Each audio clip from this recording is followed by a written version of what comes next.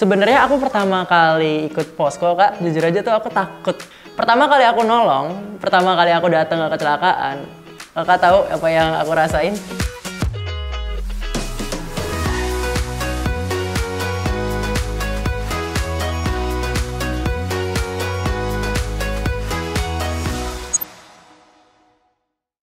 Halo Sobat PMI, kontribusi relawan PMI sangatlah penting dan tidak diragukan lagi kiprahnya. Tentunya, apresiasi PMI terhadap relawan sangatlah luar biasa dalam mengkontribusikan relawan-relawan PMI menjadi relawan yang berkarakter dengan memberikan bekal ilmu pengetahuan maupun bekal pengalaman. Relawan adalah ujung tombak pelayanan PMI dalam misi, kegiatan kemanusiaan, dan kegiatan sosial lainnya. Kita kembali lagi dalam podcast kemanusiaan, Sanda Talks, obrolan yang siap melayani Anda dalam rangka memperingati Hari Ulang Tahun ke-77 tahun Palang Merah Indonesia. Kita akan membahas seputar pengalaman dan prestasi relawan yang pernah dicapai selama bertugas di bidang kemanusiaan tentunya. Oke, narasumber hari ini tentunya sangat luar biasa. Dan itu salah satu relawan di PMI Jakarta Timur dan salah satu juga mahasiswa yang berprestasi di Universitas Trisakti. Dan dia memiliki finalis PIMNAS, kompetensi debat mahasiswa Indonesia, beasiswa full dari OSC, mendirikan KSR di Trisakti, dan yang terakhir adalah dia memiliki IPK yang bagus tentunya. Oke, kita langsung aja sapa narasumber kita hari ini. Halo Kakak Bukhari. Halo Kak Obi, halo semuanya. Gimana kabar Kak hari ini? Alhamdulillah baik kabarnya. Lagi sibuk apa Kak hari ini? Sibuk kuliah sih ya, karena ya kita udah mulai aktif lagi ya di kegiatan perkuliahan, organisasi mahasiswa, mungkin kegiatan-kegiatan di KSR juga di Jakarta Timur, sama mungkin ya sedikit ngajar ataupun pekerjaan yang lain sih Kak, itu aja sih paling. Padat juga ya, berarti kegiatan sehari-harinya padat juga. Bisa dibilang sih lumayan padat sih Kak. Kak Bukhari, tak kenal maka tak sayang nih. Ya. Karena saya sayang nih ya sama kakak, saya pengen tahu nama kakak. Bisa gak sih Kak, tolong perkenalkan diri kakak terlebih dahulu biar orang lain di luar sana tuh bisa, ini loh sosok orang yang berprestasi di PMI. Ya kan, tentunya di relawan PMI Jakarta Timur. Silahkan Kak Bukhari. Oke, halo semuanya, perkenalkan nama saya Ahmad Bukhari. Kebetulan saya adalah KSR di PMI Kota Jakarta Timur, saya angkatan 2018, dan kebetulan Kak Obi ini host kita adalah senior saya juga di Jakarta Timur.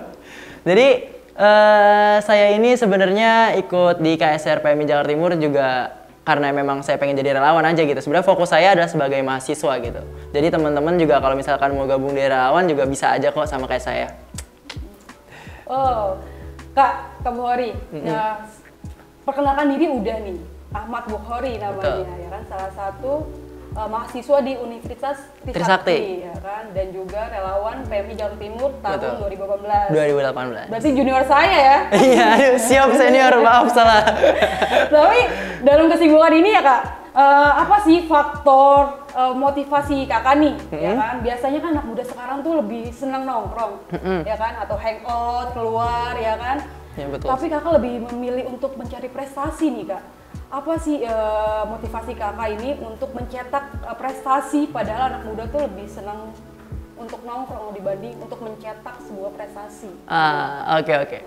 Sudah gini Kak Obi, kalau dari aku pribadi sebenarnya aku bukan gak nongkrong teman-teman, tapi jujur aja aku juga nongkrong Kak. Oh gitu. Iya juga nongkrong, cuma aja aku punya prinsip gitu, kayak kita harus nikmatin masa muda kita, tapi juga kita harus mikirin masa depan kita. Oh luar biasa, iya. Iya jadi kayak gimana ya? Sebenarnya kan kita kan anak muda pasti pengennya main gitu, ada hasrat pengen senang-senang aja gitu kan. Tapi di lain sisi kita ada masa depan loh yang nungguin kita gitu. Jadi kalau dari aku pribadi sih, aku lebih kayak yaudah nih aku nikmatin nih, tapi sambil berjalan aku juga harus cari-cari cara gimana caranya biar nanti di masa depan aku bisa sukses, aku bisa hidup dengan enak gitu ya. Jadi caranya sambil nongkrong aku juga tetap mengasah skill aku, setiap ada kesempatan yang bisa nge-update diri aku akan ambil gitu kan. Aku juga tetap ikutin pelajaran dengan baik, dapat nilai yang bagus, itu tetap aku kejar juga gitu. Di samping aku tetap nongkrong juga gitu, karena kehidupan sosial juga kan penting gitu. Berarti dua-duanya dapat ya Kak ya? Harus dapat. Nongkrong juga sama teman, di balik itu prestasinya pun juga harus lebih oke lagi ya, berarti lebih keren lagi. Oke Kak, motivasi kakak luar biasa untuk selain nongkrong, di balik itu juga kakak memikirkan masa depan kakak, ya kan? Biar gimana nih caranya, gue juga punya masa depan yang cerah ya kan, nggak cuma nongkrong. terkadang anak muda sekarang kan cuma sekedar ya nongkrong, tapi dia tidak lupa sama prestasi, sama impian dia ke depannya, ya kan? Terus bagaimana nih Kak, cara Kakak nih, Kakak kan salah satu pembentuk KSR ya di Trisakti. Iya, kan? betul. Apa sih motivasi Kakak itu untuk mendirikan KSR di Uni Trisakti? Jadi gini Kak Obi, aduh gini lagi kan ya, aku cerita nggak apa-apa ya? Nggak apa-apa. Kita saling sharing aja ya kan, iya. bagi pengalaman gitu. Oke. Bagi pengalaman aja. Jadi sebenarnya gimana ya Kak Obi? Awalnya tuh kan aku waktu itu gap year Kak. Oh, jadi oke. aku tuh lulus dari SMA nggak langsung kuliah gitu, karena aku dulu punya prinsip bahwa aku mau kuliah itu gratis gitu, aku nggak pengen keluar biaya gitu, karena aku nggak pengen beratin orang tua buat kuliah. In the end of the day, aku cari-cari beasiswa dan dapet lah, tapi gap year, jadi harus nunggu tahun depan buat masuk. Akhirnya aku cari kegiatan tuh kan, lagi-lagi aku bilang aku nongkrong tapi aku mau cari kegiatan yang bermanfaat juga. Akhirnya aku daftar lah itu, waktu itu 2018 ya aku lulus, aku daftar ke KSR PMI Kota Jakarta Timur karena kebetulan rumahku deket Kak di belakang. Oh gitu. Dekat, jadi aku iseng-iseng aja nih daftar, aku cari kegiatan, oh akhirnya aku nyaman nih ternyata di KSR. Ternyata setelah dipikir-pikir KSR tuh bagus Kak buat aku, karena sesuai sama apa yang jadi interest aku. Aku suka nolong orang, aku suka bantuin orang, dan itu terakomodasi dengan baik di KSR. Apalagi di KSR teman-teman, kita juga dapat upgrading skill kita gitu. Misalkan kayak pertolongan pertama, terus juga tanggap darurat bencana dan lain-lain, banyak banget yang teman-teman hanya eksklusif bisa didapatkan di KSR aja. Nah, dari sanalah aku mulai belajar juga tuh kalau oh ternyata KSR ini organisasi yang bagus loh gitu kan. Dan pada saat aku udah masuk di Trisakti, aku mulai ngelihat bahwa oh kok Trisakti nggak ada KSR, dan aku ngerasa bahwa kampus sebesar dan segengsi Trisakti nggak ada KSR. Sayang banget ya. Sayang banget gitu, bener. Sayang banget. Akhirnya aku cari informasi. Oh ternyata emang dari dulu tuh udah pengen diusahain loh buat dibikin KSR di Trisakti. Tapi emang orangnya aja yang belum ada nih pencetusnya. Ya udahlah, karena balik lagi tadi yang aku bilang di awal, setiap ada kesempatan yang aku mungkin bisa ambil, aku ambil. Jadi dari sana aku ngambil kesempatan itu, aku jadi pionir buat bangun KSR. Aku ngajak teman-teman aku yang kebetulan dulunya PMR, ya kan. Jadi mereka punya basic lah ya, seenggaknya gitu kan.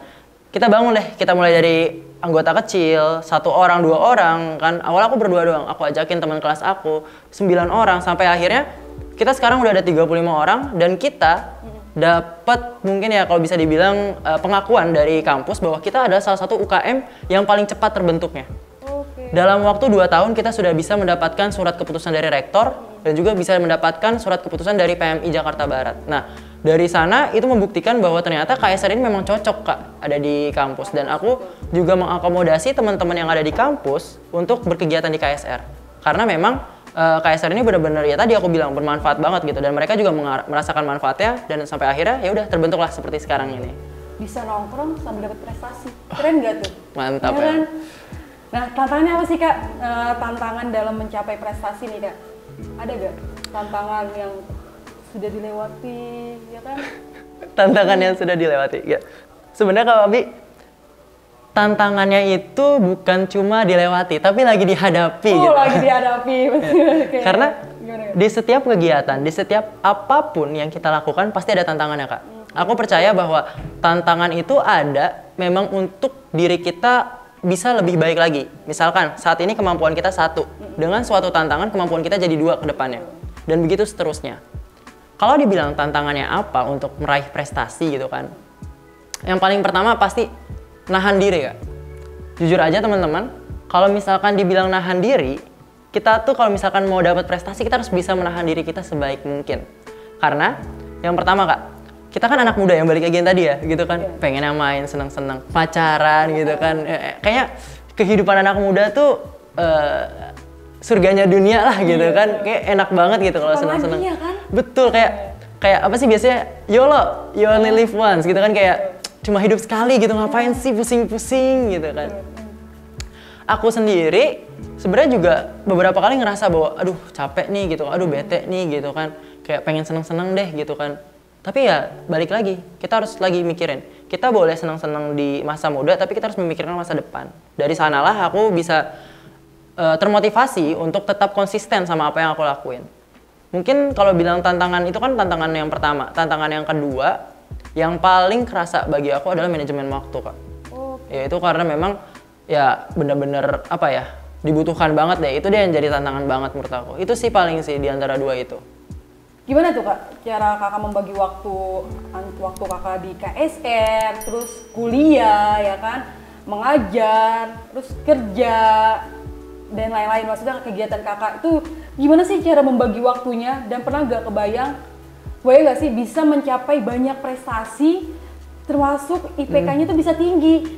Padahal Kakak maksudnya udah ikut KSR, lu kuliah juga, terus ngajar juga ya kan, atau ada sisi lain juga lo mau nongkrong sama temen, itu bagi waktunya gimana Kak? Kok bisa sampai juga IPK-nya itu juga bisa tinggi gitu? Sebenarnya kalau diingat-ingat lucu juga, lucu. Jadi gini, kalau aku juga sebenarnya kalau dibilang ya gimana bagi waktunya ya, bagi waktunya tuh bener-bener aku udah kayak ya terpongol-pongol apalah, tersengal-sengal gitu ya bagi waktunya tuh, karena jujur aja kayak kita itu bener-bener untuk time management itu bener-bener butuh konsistensi yang besar, kita butuh pengorbanan yang besar gitu, karena akan ada saatnya teman-teman akan ngorbanin suatu waktu demi suatu kegiatan yang lain. Contohnya gini deh, kayak aku saat ini deh kita ikut podcast ini, padahal kan bisa aja aku juga di waktu yang ini aku diajak nongkrong sama teman-temanku gitu kan, bisa aja kan, nggak menutup kemungkinan. Nah di saat itulah kita harus bisa memilih gitu kan. Jadi kita akan ada pilihan. Nah itu akan dari namanya skala prioritas kalau aku sih ya, skala prioritas. Mana yang lebih beneficial even in the short term, maksudnya dalam waktu dekat, dan juga mana yang beneficial dalam jangka panjang. Mungkin kalau aku main beneficial dalam jangka pendek, aku bisa have fun, aku bisa seneng gitu kan. Tapi kalau misalkan aku ikut sini, aku bisa bagi-bagi pengalaman aku dan mungkin akan bermanfaat bagi yang lain. Dari sana aku punya komparasi. Saat ada komparasi itu, jadi aku bisa membandingkan, oh ternyata lebih bermanfaat kalau aku ikut podcast ini, aku bisa share ilmu aku. Pada akhirnya ya aku pilih yang ini, karena disitulah aku yang akan lebih bermanfaat. Jadi waktunya yang tadinya waktunya bisa buat main, aku alihin buat kesini, kayak gitu. Nah, di samping itu juga, kita harus bisa catat teman-teman, catat nih. Kalau kakak mau lihat, aku sebenarnya di handphoneku nih, kalau kita lihat di tanggalan nih, aku nyatat semua kegiatan aku kak. Wow, padat sekali ya. Iya, jadi semua kegiatan aku yang aku lakuin, ini teman-teman juga bisa contoh. Kalau misalkan teman-teman ada kegiatan apapun, teman-teman bisa tulis aja gitu kan. Jadi aku ngajar, aku kuliah, jadi aku catat semuanya. Jadi nanti pada saat aku ngerasa bahwa oh hari ini aku udah ada kegiatan ini loh, aku nggak bisa lagi masukin kegiatan lain gitu. Jadi kalau misalkan ada yang ngajak main, oh maaf aku nggak bisa di tanggal segini, aku nggak bisa di jam segini karena aku udah ada jadwal. Betul, komitmen, penting banget komitmen kak. Gitu sih kak paling. Untuk belajarnya gimana Kak Bukhari? Untuk belajar nyesek juga nih kalau ditanya belajar ya, karena dengan padatnya jadwal kakak nih ya, terus dengan menyisipkan belajarnya tuh di mana? Kok belajarnya bisa gitu? IPK-nya tuh bisa tinggi. Jujur aja ini mudah-mudahan dosen aku nggak ada yang nonton ya. Nggak apa-apa sih kalau nonton juga, sebenarnya nggak apa-apa. Nanti ketahuan. Jadi aku kalau belajar tuh fundamentalnya aku pelajarin, sisanya ya udah ngikutin aja kak. Maksudnya gini, aku selalu punya cara untuk belajar kak. Teman-teman, mungkin teman-teman tahu kalau misalkan, gini deh, aku mau kasih contoh boleh gak kak? Boleh. Gini kak, coba kakak pilih salah satu angka puluhan atau belasan dikali sama 5 kak. Oke. Nggak, kakak sebutin satu angka, misalnya kita mau kali 5 berapa gitu? 2. Sorry, maksudnya angkanya belasan atau enggak puluhan? Misalkan 11, 14, 20 gitu, 25. Sebutin. Kakak sebut aja satu angka. 11. 11, oke. 11 terus kita kali 5. 55, oke. Orang kalau misalkan mikir pasti 11 tambah 11 tambah 11 tambah 11 sampai 5 kali gitu kan, gampang ya. Mungkin kalau angkanya gampang. Tapi aku terbiasa dari kecil untuk menghitung perkalian 5 itu 11 dikali 5. 5 itu kan 10 bagi 2 kak. Ya kan bener ya, 10 kali 2. Dan perkalian angka 10 dan pembagian dengan angka 2 itu lebih mudah. Jadi caranya aku ngitungnya bukan 11 tambah 11 tambah 11 tambah 11 kak. Tapi aku ngitungnya 11 dibagi 2 dikali 10. Oke. Maksudnya 11 dibagi 2 kan 5,5. Kalau dikali 10 kan tinggal tambah 0, berarti jadi 55. Nah, aku ngitungnya dari dulu kayak gitu. 27 dikali 5, berarti 27 dibagi 2 dikali 5, 13,5 dikali 10, dikali 10 berarti 135. Nah, maksud aku gini, kadang teman-teman kita tuh harus punya apa ya? Kadang kita bukan nggak pinter kak. Aku percaya bahwa semua orang tuh pinter. Betul. Aku jujur aja, aku malas banget belajar guys. Aku males belajar. Ini nggak boleh dicontoh ya. Tapi bukan artinya malas belajar tuh nggak mau belajar sama sekali. Tapi aku belajar. tapi aku dengan cara aku sendiri. Jadi teman-teman juga boleh kok malas belajar, tapi teman-teman harus nemuin cara teman-teman sendiri untuk bisa pahamin pelajaran tersebut.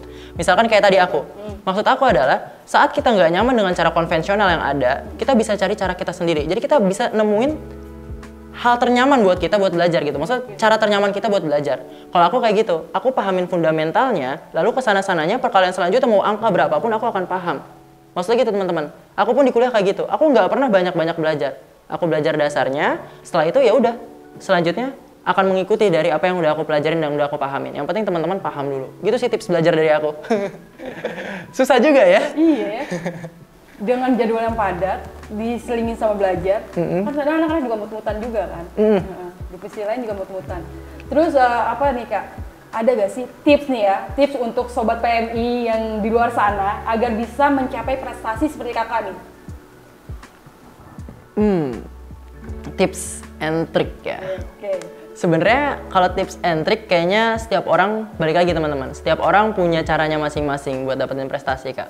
Tapi kalau misalkan diminta tips and trick, hal pertama yang harus teman-teman punya adalah motivasi. Kak, kalau aku boleh jelasin sedikit, ini mungkin aku sedikit jelasin ya. Boleh. Kalau menurutku motivasi itu, bukan menurutku, maksudnya aku pernah baca, motivasi itu terbagi jadi dua teman-teman. Ada motivasi intrinsik sama ekstrinsik. Intrinsik itu dari dalam diri kita, ekstrinsik itu dari eksternal kita. Dari orang luar, dari motivasi lain yang di luar dari diri kita sendiri. Fundamental kenapa seseorang bisa melakukan sesuatu adalah motivasi intrinsik yang menurut aku. Jadi apa yang sebenarnya dia pengen, itulah yang dia lakuin. Misalkan kayak teman-teman mau dapat nilai bagus, mungkin motivasi intrinsik teman-teman pengen masuk sekolah favorit teman-teman. Terus ekstrinsiknya itu teman-teman kalau misalkan nanti dapat nilai bagus dikasih uang sama orang tuanya, misalkan kayak gitu. Itu adalah bedanya motivasi intrinsik sama ekstrinsik. Nah, kalau aku sendiri, aku mulai menanamkan diri aku motivasi intrinsik aku sendiri. Jadi kayak aku tanamin di diri aku, apa sih sekiranya yang bikin aku bisa termotivasi buat ngelakuin sesuatu gitu. Jadi kayak aku mikirin dulu gini, kayak misalkan aku masuk KSR nih. Oh, nanti kalau aku masuk KSR, aku bisa belajar banyak gitu. Misalkan aku bisa bantu orang gitu kan. Nah, jadi dari sanalah aku bertahan di KSR. Jadi itulah motivasi aku kenapa aku bisa bertahan di KSR. Sama juga kayak tempat lain, belajar. Aku pengen nanti kalau udah itu dapat cum laude misalnya gitu. Nah, dari sana dapat cum laude, motivasi itu yang kita tanamin dalam diri kita. Pada akhirnya ya outputnya adalah kita jadi rajin belajar, kalau nggak kita jadi lebih serius dalam belajar gitu. Kalau nggak, aku nanti pengen bisa jadi public speaker. Ya udah, nanti secara alamiah, secara dalam alam bawah sadar kita akan mempertahankan diri kita untuk tetap mengimprove biar tujuan tadi itu bisa tercapai gitu. Jadi kalau eksternal mungkin kan kita kayak, oh keren nih kalau misalkan kita dapet predikat kayak public speaker yang bagus gitu kan. Nah itu mungkin bisa terjadi juga, tapi yang intrinsik menurut aku lebih penting sih gitu. Makanya kalau teman-teman pengen dapat prestasi, mulai tanamin dalam diri teman-teman apa sih sebenarnya yang teman-teman cari gitu. Kayak teman-teman tuh sebenarnya tujuannya kemana. Nah dari tujuan itu lah nanti teman-teman bakal dapat motivasi secara sendirinya Kak. Gitu sih Kak. Oke, gabung di relawan PMI ya? Yep, betul banget. Luar biasa. Luar biasa. Pasti relawan PMI itu luar biasa. Banyak pengalaman, banyak ilmu pengetahuan. Pokoknya jadi nyesel kalau nggak masuk relawan PMI itu. Nyesel banget, pasti banget nyesel ya banget. Kan? Rencana kakak apa nih Kak? Rencana apa nih? Rencana kakak ke depannya Oke. untuk markas PMI Kota Jakarta Timur tentunya. Oh, buat markas PMI Kota Jakarta Timur. Oh, kebetulan teman-teman aku juga di sini di kepengurusan juga kan di PMI Kota Jakarta Timur gitu kan. Jadi ya kalau aku sih yang pengen aku lakuin lebih ke arah pengembangan di internal kita Kak. Karena tadi event dari kitanya udah bagus secara organisasi gitu kan. Relawan kita juga memang pasti rata-rata anak muda kita tuh pinter-pinter guys. Rata-rata teman-teman yang masuk KSR tuh pinter-pinter semua. Jadi yang kita butuhin adalah cuma jalannya aja sih. Jadi kayak gimana cara kita ngembanginnya, gimana cara kita nanti pada akhirnya ada jalan gitu. Nah, yang dibutuhin teman-teman tuh jalan. Jadi saya pengen di kepengurusan KSR ini, kebetulan yang saat ini sedang saya jalankan, saya nyari jalan nih buat teman-teman bisa ngembangin dirinya. Entah misalkan kita bikin sharing session gitu kan, nanti mungkin kita bikin kegiatan-kegiatan pengabdian masyarakat dan lain-lain. Tapi kalau secara, itu kan kalau saya di pengurusan ya, kalau saya secara pribadi, saya akan mengabdikan diri saya di PMI ya Kak. Tetap itu tujuan utama saya waktu itu, motivasi saya ingin membantu orang lain. Dan ya in the end of the day saya akan selalu ada buat PMI kalau misalkan PMI membutuhkan bantuan saya, PMI butuh tenaga saya, ya saya usahakan saya akan selalu ada. Dan itu juga suatu bentuk kebahagiaan dari diri saya, jadi saya ikhlas gitu kan. Nah mungkin paling mungkin sih itu sih yang pengen saya lakuin ya. Saya pengen ngejalanin aja di PMI pengen bermanfaat buat orang lain, pengen ngeliat orang lain senyum karena saya. Ya luar biasa. Oke, ngebahas mengabdi ya Kak Bukhori. Katanya Kak Bukhori kan kerja di posko. Ada gak sih pengalaman atau cerita yang menarik selama kakak kerja di posko itu? Bisa gak diceritain nih? Keunikan kakak selama di PMI, KSR PMI Jakarta Timur kan? Oh iya. Oke, jadi emang jujur aja selain tadi yang saya ceritain di pengurus ya, yang aku cerita di pengurus, aku juga kebetulan emang aktif di Posko PMI Jakarta Timur. Jadi udah hampir 2 tahun ya di Posko PMI Jakarta Timur itu udah banyak banget sih yang dilaluin, benar-benar udah banyak banget. Kalau dibilang pengalamannya, udah cukup banyak pengalamannya, apalagi juga kan pertama nih Kak, mungkin kita bahas dari pelatihannya dulu aja kali ya, karena kan aku nggak mungkin bisa ikut penugasan kalau belum pelatihan gitu kan. Jadi aku di PMI Jakarta Timur ini ikut beberapa pelatihan, salah satunya ada fasilitator PMR, lalu juga pertolongan pertama. Jadi pertolongan pertama yang jadi basic, intermediate, advance, sampai akhirnya manajemen ambulan gitu kan. Nah jadi dari pelatihan itu aku dapat basic aku buat melakukan tadi pertolongan pertama gitu kan, atau fasilitator untuk dapat basic untuk mengajar gitu kan, untuk ya ini public speaking gitu kan, how to speak to public dan lain-lain. Nah dari sana aku akhirnya bisa punya kesempatan buat itu jadi petugas posko di PMI Jakarta Timur gitu kan, dari pelatihan tadi. Sebenarnya aku pertama kali ikut posko Kak, jujur aja tuh aku takut dulu. Aku tuh kayak pernah sekali, teman-teman mau cerita sedikit, pas penugasan pertama aku waktu itu ada kecelakaan Kak. Ada kecelakaan lalu lintas, terus ada yang telepon PMI gitu kan, telepon call center kita. Halo, ada kecelakaan ini waktunya jam 9 malam, either jam 8 sampai jam 9 malam gitu. Pertama kali aku nolong, pertama kali aku datang ke kecelakaan, Kakak tahu apa yang aku rasain? Apa tuh? Tangan aku dingin, aku keringetan, kaki aku lemes, gemeteran. Kayak udah jadi penolong tapi masih deg-degan banget gitu, masih takut.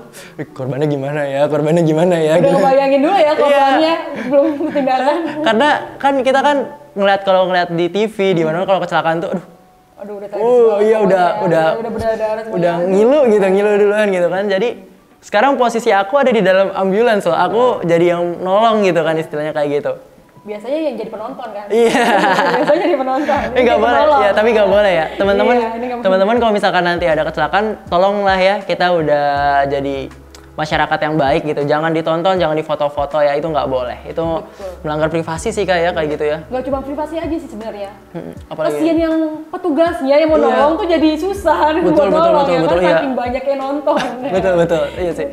Nah terus kalau lanjut cerita yang tadi, aku ketika keluar dari ambulans tadi itu aku yang udah gemeteran gitu, tarik napas dalam-dalam. Aku penolong di sini gitu kan. Aku harus bisa. Disitulah awal mula dimana aku bisa dibilang titik balik aku buat ngelawan rasa takut aku selama ini gitu. Jadi kayak yang tadinya aku takut tiba-tiba dapat ya itu tadi langsung udahlah aku penolong gitu. Masa penolongnya gemeteran gitu kan. Kalau penolongnya gemeteran gimana yang ditolong gitu. Ya walaupun kondisi tetap masih gemeteran sih jujur aja, tapi dalam hati udah semangat gitu. Ya udahlah aku punya basic ilmunya, aku tolong, kita ada perdarahan, kita tutup, kita balut, lalu kita lakuin penanganan dengan SOP yang PMI punya gitu kan. Setelah itu kita naikkan ke dalam ambulans, kita arahkan ke rumah sakit. Sepulang dari itu aku mulai berpikir kayak, oh ternyata begini ya rasanya jadi relawan PMI. Dari situ aku bener-bener kayak, oh gini ya relawan PMI gitu kan. Gini ya rasanya nolong orang gitu kan. Bener-bener adrenalin itu terpacu, rasa puas kita saat kita udah berhasil nolong orang itu bener-bener tercampur aduk, bener-bener kayak wah banget ya. Ada bangganya juga, ada juga sedihnya juga, ada gemeteran, takutnya, itu semua bener-bener jadi satu perasaan yang teman-teman gak bakal bisa lupain. Teman-teman gak bakal bisa lupain. Kenapa ini aku ceritain? Karena hal ini gak pernah bisa aku lupain. Walaupun teman-teman nantinya awal melakukan kesalahan atau gimana, itu gimana ya, kayak ya udah biarin lah, namanya juga orang manusia gitu kan, kesalahan dikit-dikit itu wajar gitu kan. Tapi apa yang teman-teman akan rasakan itu akan berbeda teman-teman di sana. Nah terus juga kalau misalkan selama aku bertugas juga di posko gitu kan, kayak misalkan kayak penyelamatan saat banjir gitu kan. Kita kan Jakarta Timur nih terkenal sekali dengan banjir ya kakak. Sama kebakaran. Oh iya betul banget. Langganan. Iya langganan sekali gitu. Tapi jangan sampai ya, kita tidak berharap pada bencana. Semoga bencananya nggak ada lagi deh gitu kan. Kita semua aman-aman aja, semoga. Nah kalau misalkan aku bilang aku ditugasin kan selama di PMI Jakarta Timur ini kan banyak banget macam-macam bencananya gitu kan. Dulu aku pernah sekali Kak ditugasin di kejadian luar biasa kan waktu. Mungkin kita ingat beberapa tahun lalu ada jatuh pesawat ya. Yang jatuh pesawat di perairan atas perairan Jawa gitu kan. Nah, saat itu aku ditugasin di pelabuhan gitu. Waktu itu kita kalau nggak salah kita PMI DKI Jakarta ya semuanya turun ke sana. Itu benar-benar kondisi di mana aku baru pertama kali ngelihat bagaimana semua orang berkolaborasi. Mulai dari BPBD, BNPB, PMI, TNI, Polri. Jadi satu ya? Semuanya jadi satu di sana. Bahkan ada teman-teman dari Pramuka dan lain-lain itu ada semua di sana. Dan itu dramatis banget sih Kak. Aku bener-bener pertama kali ngerasain bener-bener dramatis banget. Mungkin kalau yang tadi aku bilang pelayanan kita seperti ambulans dan penyelamatan banjir tadi itu juga dramatis. Tapi yang udah skala besar ini lebih dramatis lagi Kak. Aku di sana selama beberapa kali ditugasin ke sana kan. Jadi di sana kita waktu itu ada posko juga kan di pelabuhan gitu.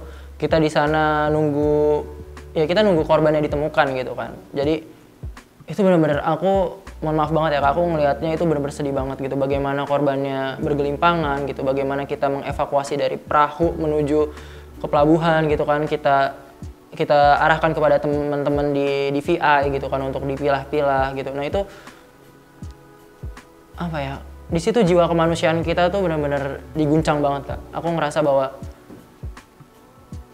inilah kenapa PMI terbentuk gitu. Inilah kenapa harus ada PMI di dunia ini gitu kan. Jadi kalau buat kalian yang masih ngerasa bahwa PMI apa sih, donor darah doang, aduh kalian tuh salah banget. Betul, salah banget guys. Kalian belum ngerasain gimana rasanya kalian harus ada di posisi di mana rasa kemanusiaan kalian itu apa ya, kayak bener-bener ya bergejolak gitu kan, kayak ya ada Allah. Rasa kebanggaan tersendiri tentunya ya kan. Iya, kebanggaan, cuma bangga juga bangga Kak, tapi kayak lebih kayak ini bener-bener dramatis banget, kayak bener-bener kayak aku ngelihat bagaimana, mohon maaf Kak, kayak mayatnya itu, bentuk mayatnya dan lain-lain tuh kayak ini apa ya Kak, ini PMI ini bener-bener kayak gini ya kerjanya, kayak PMI itu berjasa banget ya ternyata. Kalau aku pikir-pikir kayak ini nggak bisa loh, orang biasa tuh nggak bakal bisa ngerasain ini, orang biasa nih nggak bakal bisa ngelakuin ini gitu. Kita yang udah bawa logo, udah bawa lambang kita di punggung kita itu kan kita punya tanggung jawab dan kita punya punya misalnya kita di sini sebagai relawan gitu kan, kita ada identitas kita gitu kan sebagai relawan, jadi kita akan ada rasa bahwa oh berarti kita harus nolong gitu kan, kita harus nolong. Dan pada saat kita pengen nolongnya itu, pada saat kita nolongnya itu dari sanalah mulai kerasa gitu, aku bener-bener ngerasain bahwa ini PMI, ini aku sebagai relawan, ini kayak oh ternyata ini loh pentingnya aku, kenapa inilah ternyata alasan aku daftar di PMI, ini alasan kenapa aku bisa di PMI gitu sih paling sih Kak. Itu sih yang paling berkesan banget menurut aku sih. Luar biasa. Relawan PMI itu emang ujung tombaknya PMI. Asli. Relawan itu tuh ujung tombaknya PMI. Benar-benar yang luar biasa, yang benar-benar yang ada suatu kebanggaan tersendiri. Ada rasa dukanya, ada rasa happy-nya itu campur menjadi satu. Campur aduk.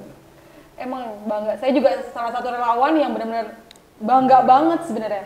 Jadi kalian semua yang di luar sana, yang belum masuk ke relawan PMI, yuk kita masuk ke relawan PMI. Kalian akan menemukan sensasinya tersendiri, menemukan rasa bangga tersendiri, benar-benar yang luar biasa. Nggak terasa nih Kak Bukhori, waktu sudah semakin cepat, semakin sore ya kan, perbincangan yang sangat seru dan menarik tentunya. Sebelum kita menutup bincangan santai hari ini, mengajak seluruh relawan dan masyarakat yang menonton untuk follow media sosial PMI DKI Jakarta dan Donor Darah Jakarta. Sampai jumpa dalam bincangan selanjutnya, Sanda Talks, obrolan siap melayani Anda. Selamat ulang tahun ke-77 Palang Merah Indonesia. Gerakan kemanusiaan, bangkit lebih kuat, bergerak lebih cepat. Sampai jumpa di episode selanjutnya. Dadah!